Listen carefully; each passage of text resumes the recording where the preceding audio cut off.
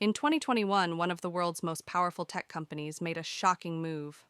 Facebook, a platform used by billions, announced it was changing its name to Meta. Not a rebrand for fun, not a marketing trick. It was a declaration. Mark Zuckerberg stood on a virtual stage and said the future of the internet would no longer be social media. It would be the metaverse, a digital world where people would work, socialize, shop, and live inside virtual reality. Investors were confused. Employees were uncertain. The public was skeptical. Before the metaverse, Facebook was already one of the most dominant companies on Earth. It controlled Facebook, Instagram, WhatsApp, Messenger together. These platforms reached more than 3 billion people.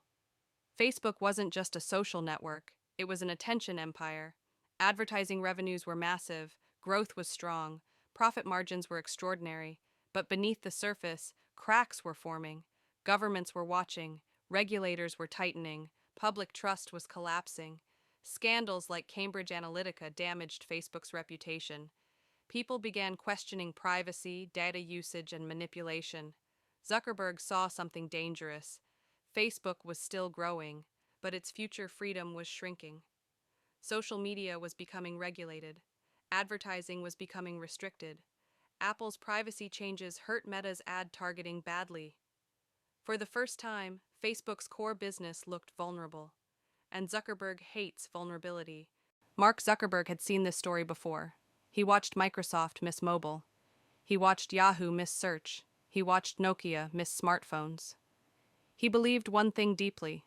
Platforms rise, then platforms fall. Websites replaced software. Mobile apps replaced websites. And Zuckerberg believed the next platform would replace mobile phones entirely. That platform, in his mind, was virtual reality.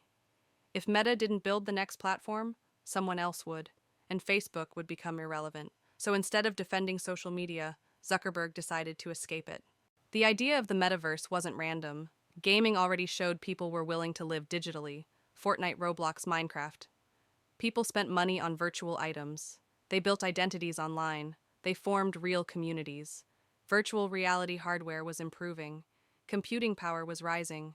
Internet speeds were faster than ever. Zuckerberg believed the metaverse would be the next iPhone moment, the next internet, the next trillion-dollar platform. In the metaverse, Meta would control the platform. Meta would own the ecosystem. Meta would escape Apple and Google. No app store fees. No privacy restrictions. No gatekeepers. Just Meta, at the center of everything. In October 2021, Facebook officially became Meta. This wasn't cosmetic. Zuckerberg announced that Facebook was no longer a social media company. It was a metaverse company. Reality Labs became the heart of Meta's future. Billions were allocated to VR headsets, virtual worlds, avatars, digital offices. New hardware investors listened carefully, and then the losses began. Reality Labs began burning cash at an astonishing rate. Year after year, Meta lost $10 billion, $12 billion, $15 billion, with very little to show in return. The Horizon Worlds platform failed to attract users. Graphics looked outdated. Experiences felt empty. VR headsets were expensive and uncomfortable. Most users tried them once and never returned. Employees quietly admitted people didn't want to live in VR. Meanwhile, Meta's core business was under pressure. Advertising revenue slowed. Competition from TikTok exploded. Stock prices crashed. At one point, Meta lost hundreds of billions in market value. The metaverse wasn't lifting Meta, it was dragging it down. Inside Meta, morale dropped. Engineers questioned priorities. Teams were reshuffled repeatedly. Deadlines were missed. Outside Meta, criticism was brutal. The metaverse was mocked as a cartoon world, a lonely internet, a solution to a problem. Nobody had. Memes spread faster than adoption. Even investors began publicly questioning Zuckerberg's obsession. But Zuckerberg didn't stop. He doubled down. Inside Meta, morale dropped. Engineers questioned priorities. Teams were reshuffled repeatedly. Deadlines were missed.